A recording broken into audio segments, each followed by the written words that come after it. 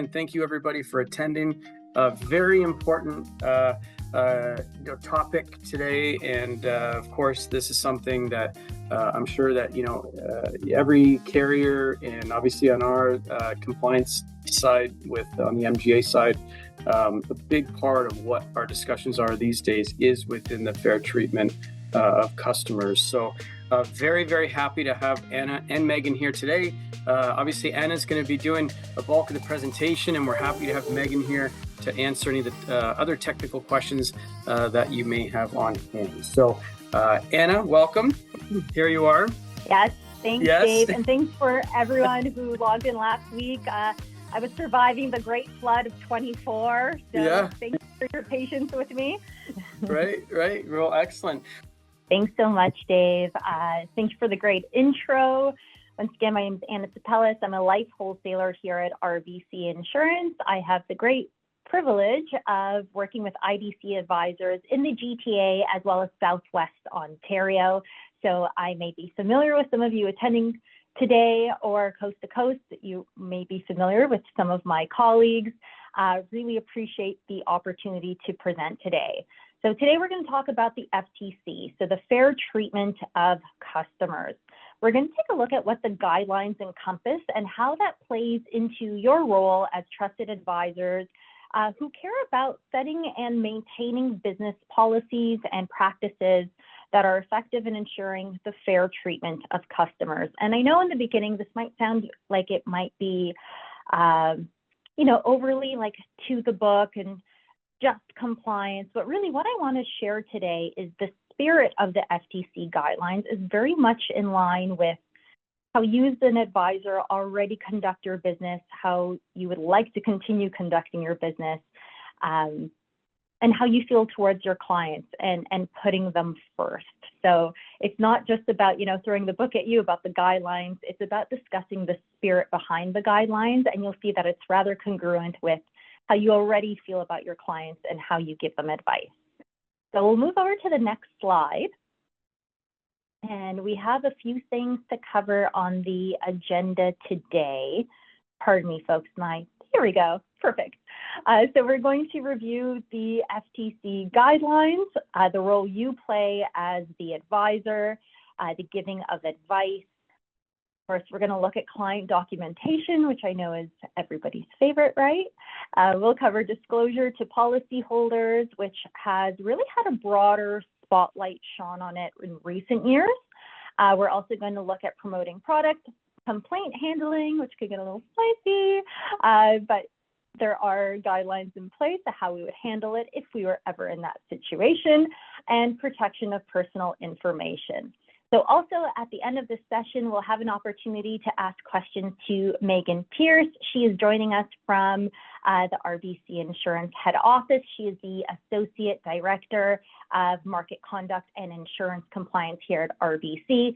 So really excited to have someone who is a compliance specialist to answer any of those questions that come up at the end of the presentation. So let's get into it. We'll start by switching the slide.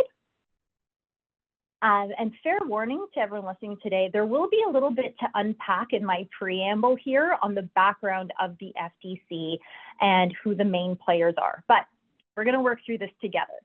So let's start with highlighting that what's at the core of the set of guidelines is essentially quite simple.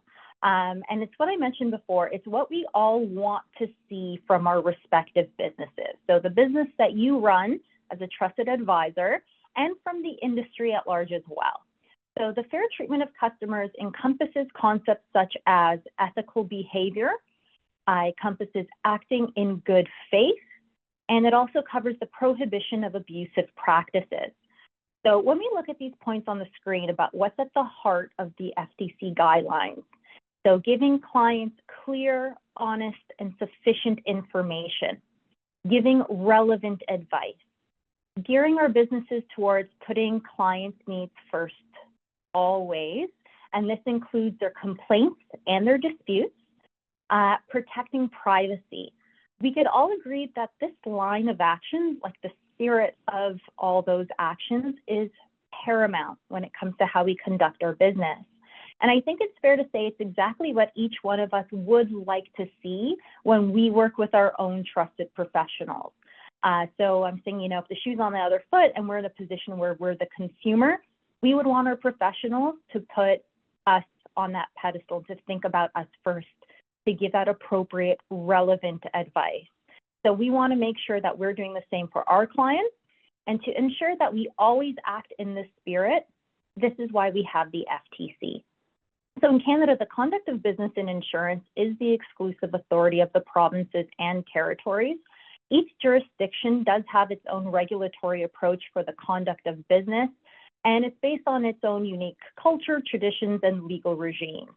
And despite these differences, regulators within each jurisdiction do have that common set of expectations pertaining to the conduct of business to ensure the fair treatment of customers. So much of today's discussion will be based on a document that's most often referred to as just the guidance. And throughout the presentation, we're just going to call it the guidance, because the full name of this document is Guidance, Conduct of Insurance Business, and Fair Treatment of Customers. And I'm sure no one wants me saying that entire name every time I bring it up. So this document we'll refer to as the guidance throughout the presentation. So the guidance is the vision of the members of the Canadian Council of Insurance Regulators, so otherwise known as the CCIR. You might see their acronym a little bit more often in industry materials. And the Canadian Insurance Services Regulatory Organization. So you might see that shortened quite often as CISRO. So this guidance was provided to further support insurers and intermediaries in achieving fair treatment of customers while complying with existing laws and regulation. It has two parts to it. The first part relates to the conduct of insurance business, and the second part considers fair treatment from a customer's perspective.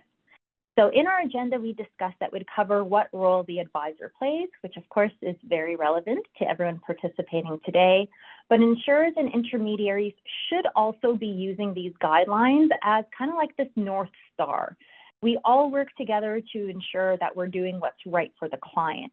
So at RBC Insurance, we're very committed to the FTC principles throughout the product and consumer life cycle with our organization, and through educational sessions such as this one, organized and hosted by IDC. Hopefully I could add to it by giving you something you could come away with today that will benefit your practice and your clients. So bear with me, everyone. I also have the quiz on the board that I can't get rid of.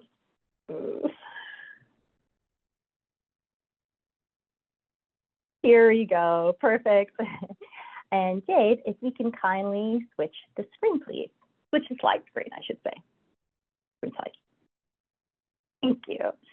So you'll note that I'll echo the same sentiment throughout today's presentation.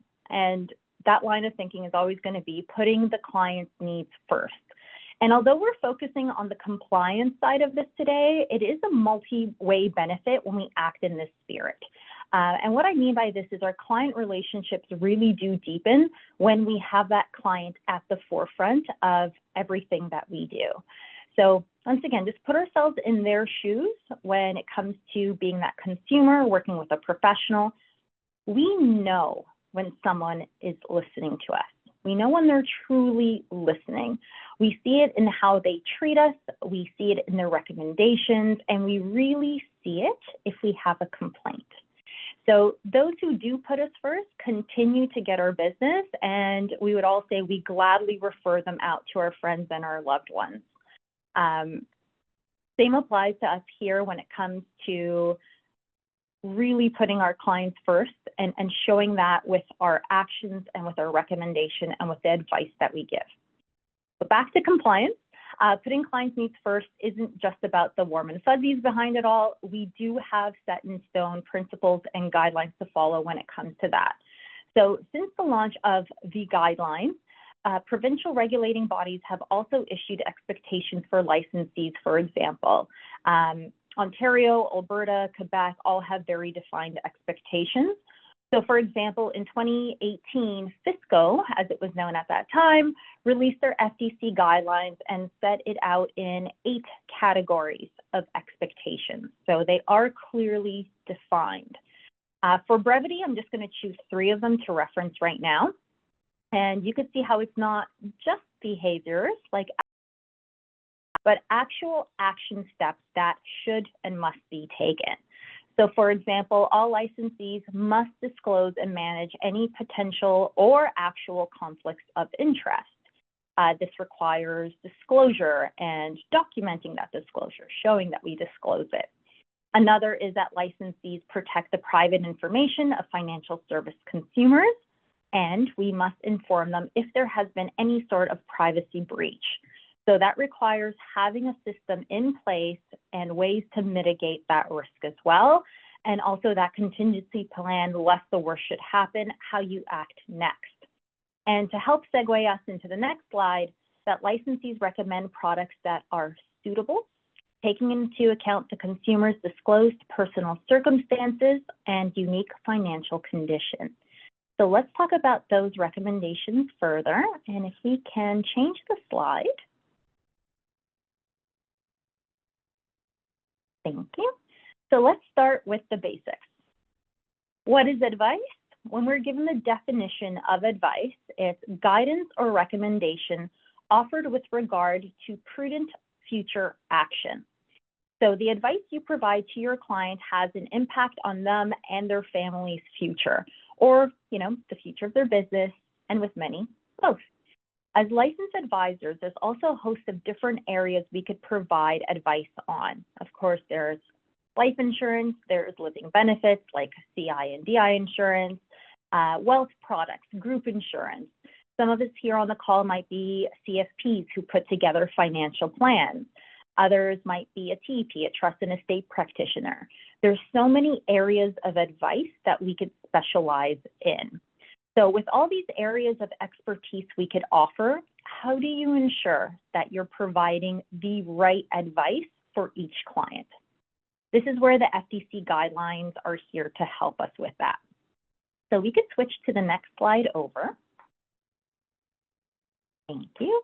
So as per the FTC guidelines, advice goes beyond the provision of product information and relates specifically to personalized recommendations on a product or solution in relation to the disclosed needs of the customer. So there are many action steps you could take to ensure that you're doing what's right for that client. So the client that's sitting right in front of you, not just clients at large, but those personalized recommendations. So of course, there's ensuring you know and understand the solutions that you are offering your client. I know that's a very broad statement, so let's drill down a little bit. It is, are you attending ongoing training? It's a pretty good sign that all of you are here today. Are you a student of the business and like a student of your craft and your specialty?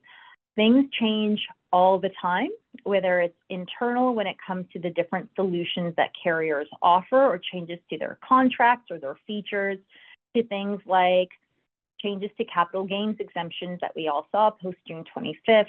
And there will always be different taxation or legislative changes as well.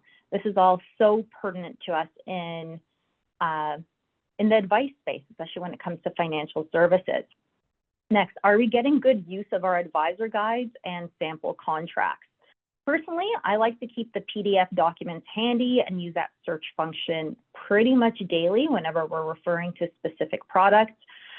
All our industry documents are digital and we have that info at our fingertips. There's very little information that's still manual. Maybe if you have some really old contracts or you need some help, everything else could be at your fingertips and you should be using it often. We shouldn't be guessing what a contract has. We could easily go into it, do a quick search so that we answer with confidence to our client. Going back to, we should know the solutions we're advising on before getting clients to bind into a contract for that solution. So the more information we could give them, accurate information, the better. Are you trying to answer a question that is outside of your advisor role or scope? For example, if someone asks you a compliance question, do you wing it when you respond back to them? We don't want to do that. We want to lean on our professionals. So when in doubt, there are resources. Your MGA has absolutely fantastic ones. Eric and Lorraine are absolutely incredible. The carriers have resources as well, so please lean on them to ensure you're giving the best advice to your clients. We'll also continue to grow your knowledge base and proficiency about the industry. And once again, a sidebar, if any questions come up during this presentation, we've also brought on a wonderful resource in Megan, who's here to help answer as a compliance professional at the end of the session. So let's move on to the next slide. So we want to keep going with actionable steps when it comes to the FTC guidelines. And we need to talk about the needs analysis, which is a truly foundational piece to providing a client the right advice. So think of it like walking into a dealership that sells a wide variety of vehicles, all different makes and models, and they're all for different utilities. And the salesperson sees you walk in and they give you a recommendation without asking you pretty much anything about, you know, your lifestyle, your family, your needs, what your work is, what you like to do on the weekends, what your budget is, and maybe, you know, what is your general knowledge on cars. That's the same thing as recommending an insurance solution without having provided a thorough needs analysis. And there are a few things that the needs analysis will reveal when we ask the right questions. So for example, what is the knowledge and sophistication a client has about financial tools and solutions? Now that should really be a navigator to determining how we frame and position our advice. We never want a client to feel like they're out of their depth or that the solutions we offer aren't ones they could benefit from because they don't feel they really understand them. And also to kind of further sidebar into that, we never want to be in a position where the client feels they can't ask questions. And that could happen if we don't take into account that maybe their knowledge or sophistication is a bit lower. We might put them in a position where we keep talking at them, we don't do that temperature check, and then they're a little too bashful to even speak up. Never want to put our clients in that position. The FNA also teaches us about your clients' needs, their priorities, and their circumstances. So for example, they might have a priority that doesn't seem top of mind to us right away, but it's their desire to fulfill a certain wish that makes it important for them. So, you know, they might tell you, you know, I have a spouse, I have 2 kids, I have a business, but what we don't know is that maybe they look after, you know, like a nephew or niece that they helped raise, and they would want them taken care of just as much as their kids. If we just went on the assumption they want to protect their immediate family, we wouldn't know that to be a priority of theirs. Then, of course, very importantly, there is the risk profile. So it's our role to show how that intertwines with other factors. So let's say, for example, someone tells you, you know, I really want to see high returns, but then they have like almost no risk tolerance whatsoever, which you would discover through doing the FNA. This is going to take some explaining with the client, or their circumstances reveal they are on limited set income, perhaps they're on a pension, where in general high risk would just not be advisable, even though they want to see really fantastic returns. So that needs analysis is where these factors are first brought to light so that we can then explain like the interconnectedness of the advice that we're giving them. And also to show that it's bespoke and that they might come to us saying, these are my needs and my priorities, but because we listen to them, show them that, you know what, although this is a desire, we explain how that would actually play out in their circumstances and give them different information to weigh out so that it's truly the best advice for them, appropriate for them is the word I'm looking for. And of course, there's the ability to afford the products and solutions we're recommending, which we'll focus on here on the next screen. If we could kindly change the slide. Thank you. So on the screen here, my team has put up an example of a menu of solutions for a client. So when I see uneven numbers on something, so that's stood up to me right away on the total life insurance tab there, the 1.353 million for life as opposed to a rounded number. I know a solution was based on a budget, and then it was kind of like reverse calculated to accommodate to that. So that leads to an important question. Are you recommending all solutions as per what the financial needs analysis reveals to us, or are we structuring our recommendation to fit a budget? And if you're wondering where I'm going with this, there is a way the FTC wants us to conduct ourselves when it comes to the FNA, what it reveals, and a budget, because I know we're going to be stuck in that place quite often. So when building our recommendation, being in the spirit of the FTC rules means, interestingly, every client should be always informed on what is recommended to them based on your discovery and the answers they provided. So even though you know that does not fit into the budget that they may first have gone to you with, you must inform them of the recommendations that the FNA has revealed.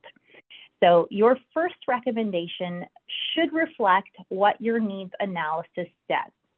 So once again, even if you know it's out of the budget, they may have first shared it with you, they said, nope, I just want something that's in here, you must first share that recommendation. If the client has objections, let's say some info on that needs analysis was taken down incorrectly, or maybe they said, actually, you know, when I said that, I think I need to give you more clarity, let's revisit it. Now is a very good time to fix that. So of course, the client may choose not to increase their budget to fit the recommendation the FNA shows us is advisable for them, or they might not feel it's in their budget to further allot the funds for the recommendations you made. So that means technically the money's there, but they don't want to budget it. They know that's what you're recommending, they see it makes sense, but they're like, no, I am capping out at this number, end of story. This is where you would present a modified offer and document it in the reason why letter. This is very important. This is important for you. I'm not here to fearmonger at all, but seeing I get to work with so many advisors, I have the great pleasure of working with so many fantastic advisors. I get to hear about their different experiences. So for example, a client might adamantly insist there's only a certain amount of coverage they want, or there's only a single, like dollar amount of coverage they want. They won't budge. They said, that's the number I have in mind. That's all I'm paying for, end of story. And then when it's time to claim, so sometimes for themselves, if it's living benefits, or it's their heirs, if it's a death benefit, and then them coming back and saying, well, it wasn't enough, it didn't cover my needs, it still left me exposed. We've heard these stories, we've all heard these stories. And that's why sharing the recommendation, and if they don't take it, documenting it very carefully for your records, and also please put in the reason why letter, is very important. We should all have a CRM. These are exactly the conversations where you want to take very thorough notes in your CRM. So moving on to the next slide. Thank you. When it comes to presenting a recommendation, are we showing it in a way that allows the client to make an informed decision? So would we be able to, if asked, put in writing a list of the features and advantages to making this recommendation, and what impact it would have on the client for their future, perhaps when they're alive, if it's for living benefits, for their heirs, for their estate, or for their business, if it's a death benefit. Next, something we have to ask, what is the recommendation missing? So we sourced a study from 2021 done by Environics Research that said out of their sample in Canada, less than half of advisors sold CI at all, and only 37% sold disability insurance. So I will note as well from personally the studies I've seen is that was that specific sample size. I have seen larger ones conducted throughout Canada, and the percentages on those groups who's selling CI and DI is even lower. 37% on DI is actually pretty good compared to the broader studies that I've shown, which tells me something is missing. So looking at just raw data, we have to ask ourselves, could this mean that it's simply not being presented at all? If living benefits are not being presented at all, does it mean that it's due to maybe the advisor's lack of comfort with their knowledge on these products? Or is it that it is truly being presented, but the ability to make it a really impactful recommendation for that need isn't quite there yet?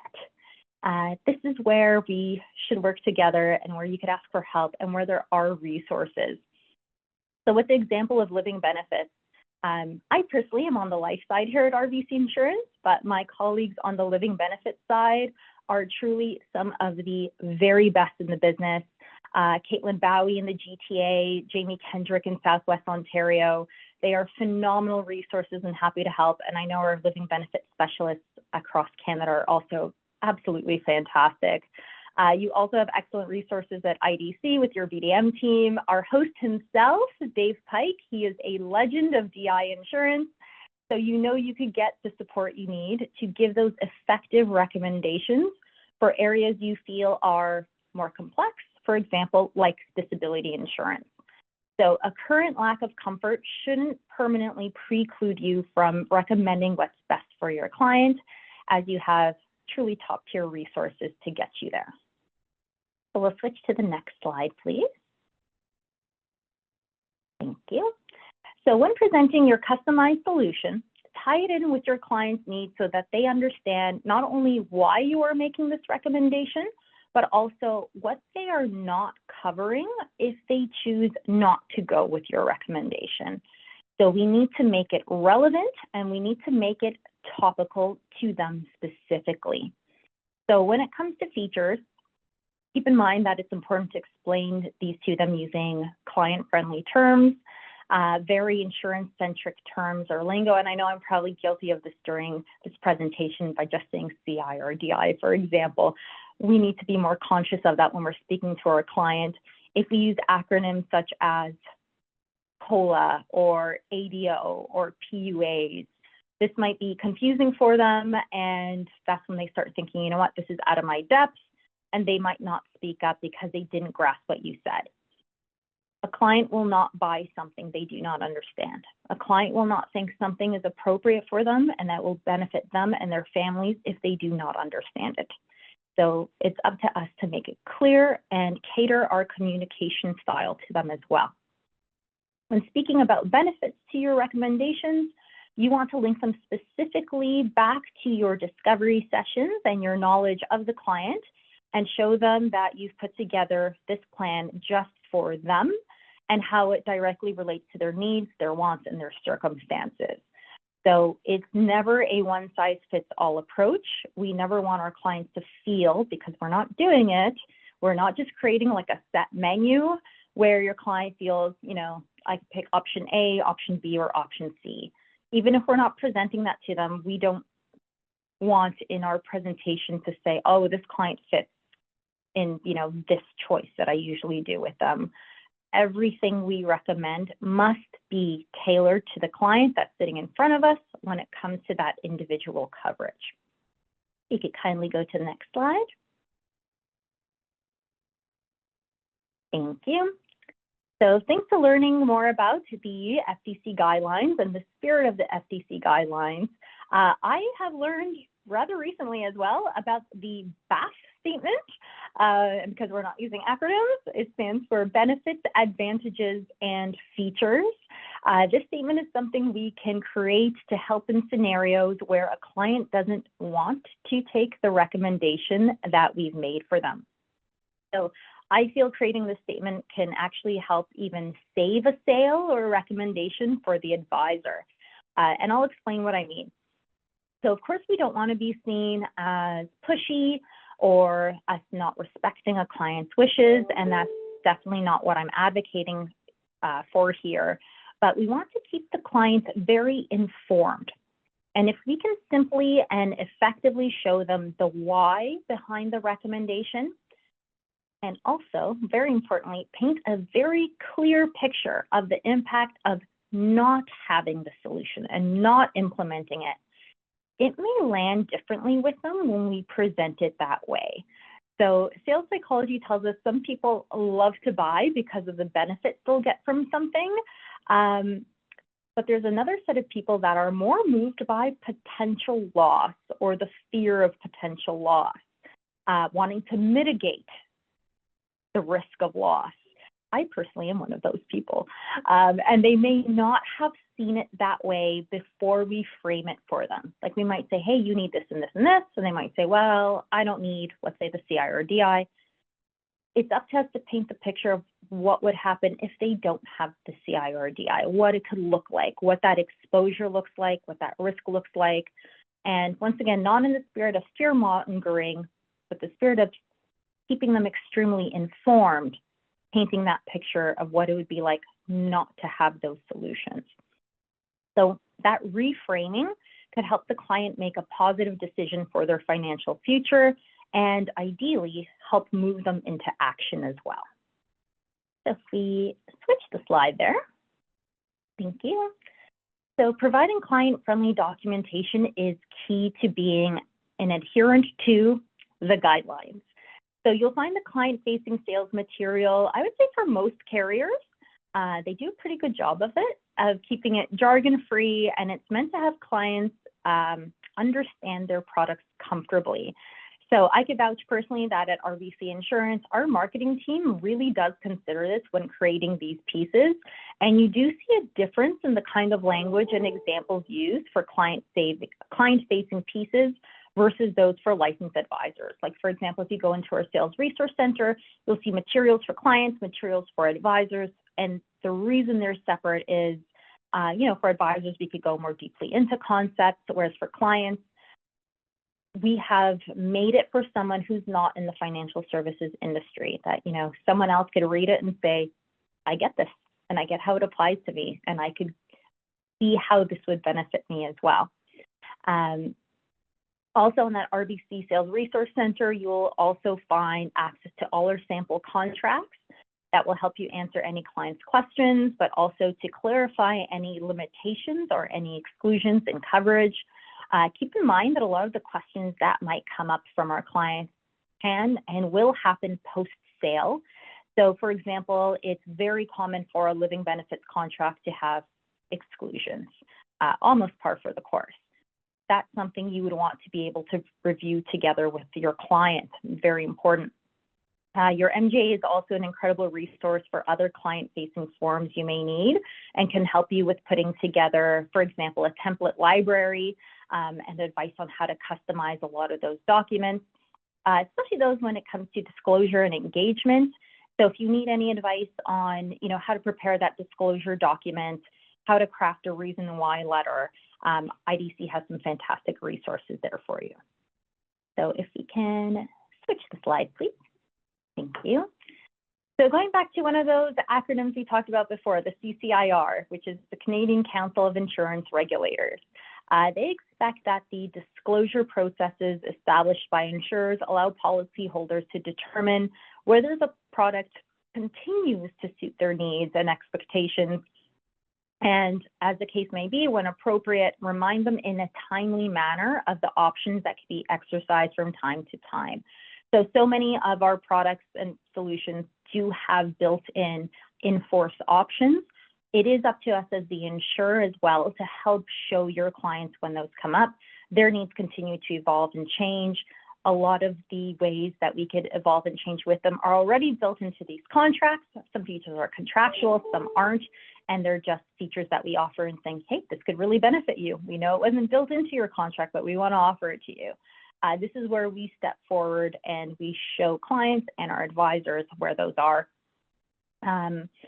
So perhaps a small plug here is that I do think really at RBC Insurance, we do have the most robust array of in-force options on term life cases that I've seen in the Canadian market, kind of across the board. If you want to speak with me about it, please connect.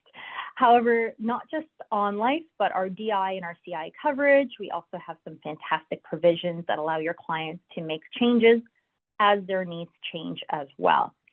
So what we definitely prioritize here is we reach out directly, as mentioned before, to the client and the broker when it comes to the advisor, when it comes to these options to help prompt that conversation to revisit their needs. And as a reminder of different great contract provisions that are currently being offered. So for example, with both term exchange and with our term switch features, which are two different features we offer, we send out correspondence directly to the client as well to highlight their availability. That's something a lot of our advisors absolutely love, because then they tell me, hey, my client got this letter in the mail saying, I have this great feature with RBC, or, you know, if I take this course, I might even get a discount with RBC. Can you tell me more about it? So we get great feedback about that proactivity and reaching out about those options. Same thing when it comes to those FIOs on our disability contracts.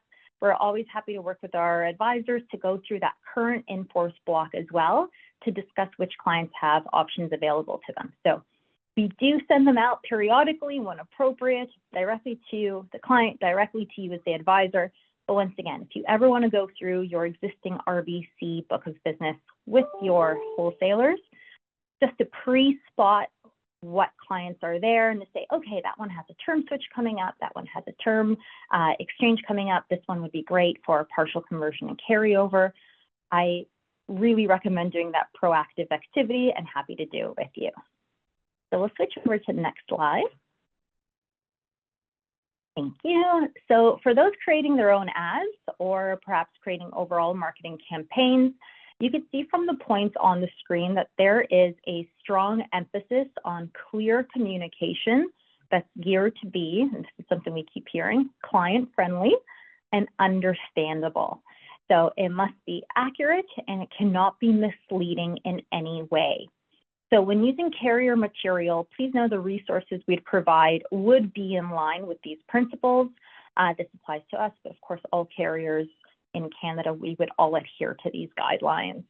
So the points you see on screen here about accuracy, consistency, visibility, they're all taken from the FTC guidelines. And they apply to the carriers as well when we create those materials that then you could go use and have them benefit your practice.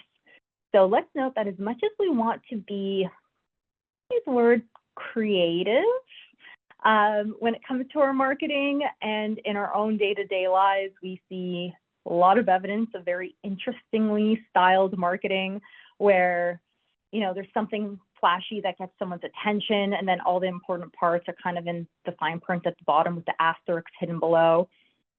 This is opposite to the spirit of the FTC guidelines. In our industry, we are about clarity and disclosure, and this counts when it comes to advertisement, any marketing campaigns, and any promotions as well. And next slide, please. Thank you. So getting into a touchier subject, but a very necessary one, how we handle our client complaints is extremely important. It is RBC Insurance's goal to take each complaint seriously and to respond to complaints promptly. So complaint handling is a critical regulatory obligation, and it also serves as an opportunity for you to provide an exceptional complaint handling experience, which matters, and it starts by reviewing our clients' concerns diligently and fairly. So let's talk about the steps to navigating the complaint experience. So step one is recognize. Recognize the complaint. The client has expressed dissatisfaction about a product or a service, or maybe how the product or service was offered or sold or provided to them. There's a chance the complaint may directly be about you. It might be that it's a complaint against your staff. We need to make our clients feel heard, recognized, and acknowledged. I know the natural tendency might be to get our back up a little bit or to be defensive, whether it's about ourselves or our staff. That's not how we react. First and foremost, it's recognizing them, making them feel acknowledged and listened to with respect. Next, you start taking action to start fixing the problem. So you can engage your service partners. So for example, if it's something that goes back to the carrier level, or you need advice from your MGA, from someone in the compliance department, ask for help as needed.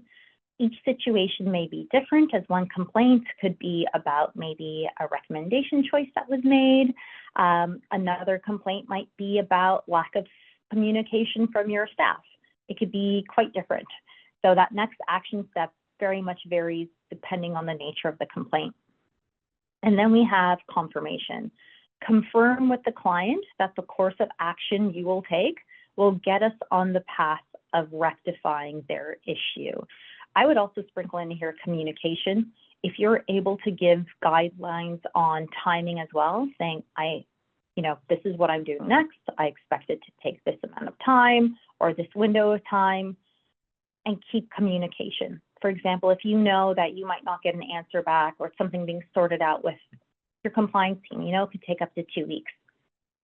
Check in a few days in. Don't go the 2 weeks with no communication at all, because that would just make things faster for the client. So communication is key here. And last but not least, we want to deliver. We want to carry through on our actions and keep the client informed, as mentioned before, throughout the entire process.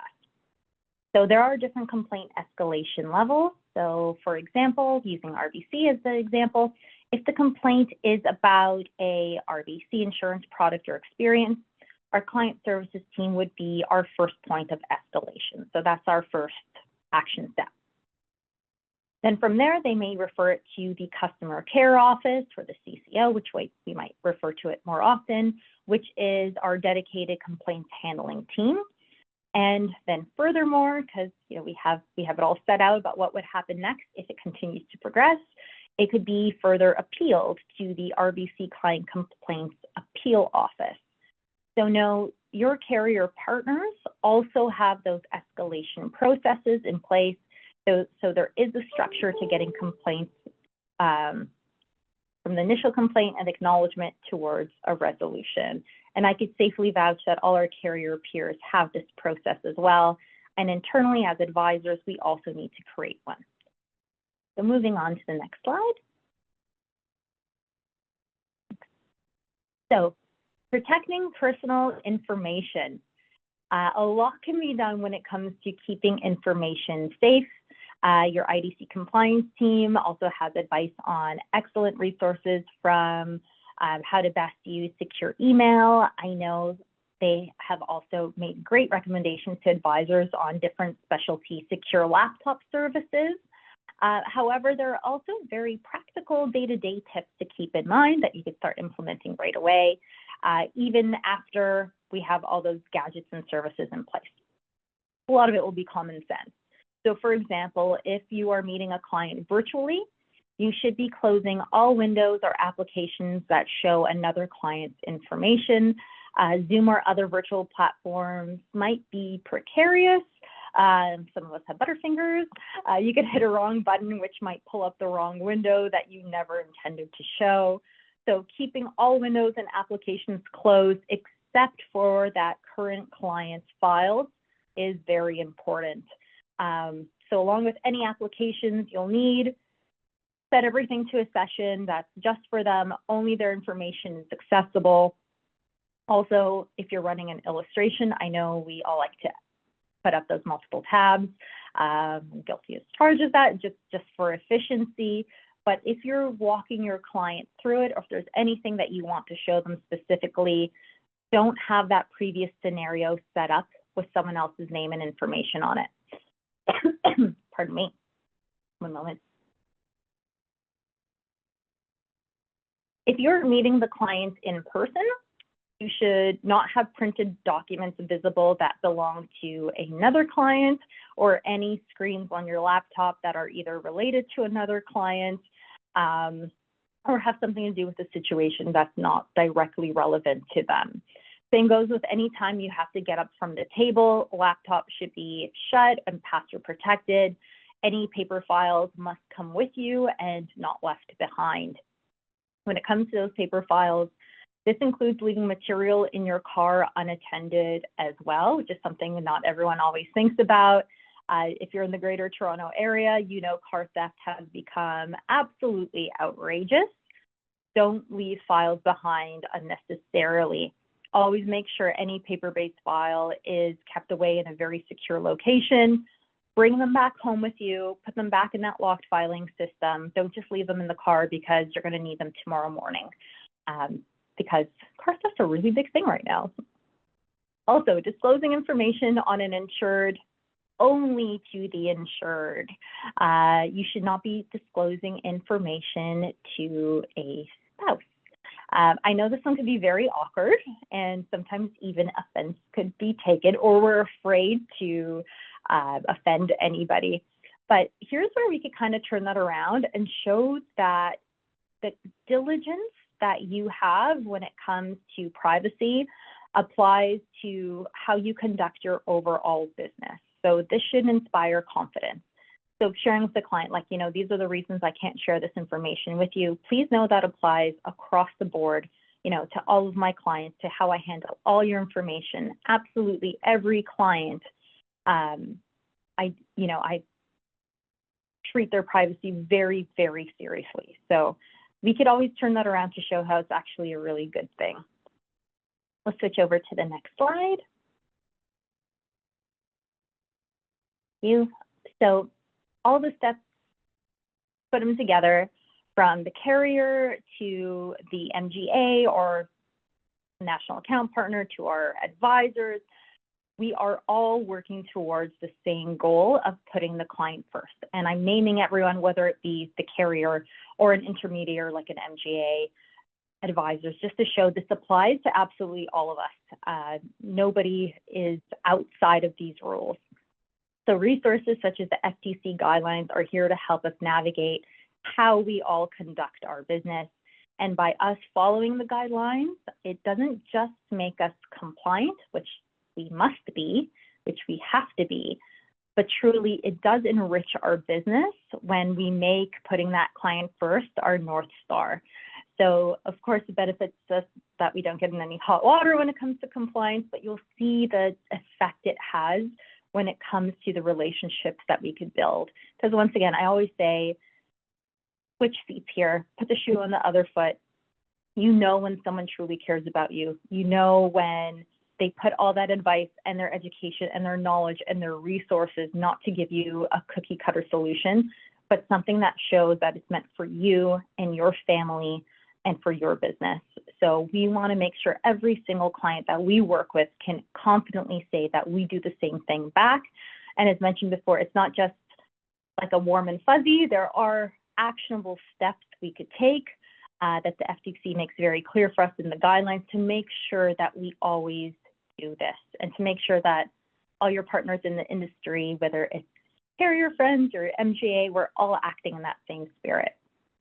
So I hope at today's presentation, we were able to take something that's usually pretty information heavy, and if you see the full FTC guidelines, it's rather information heavy, and show how following them is important, but also when it comes down to it, it's easy to apply, I should say, to our business when we think of the guiding principles behind that.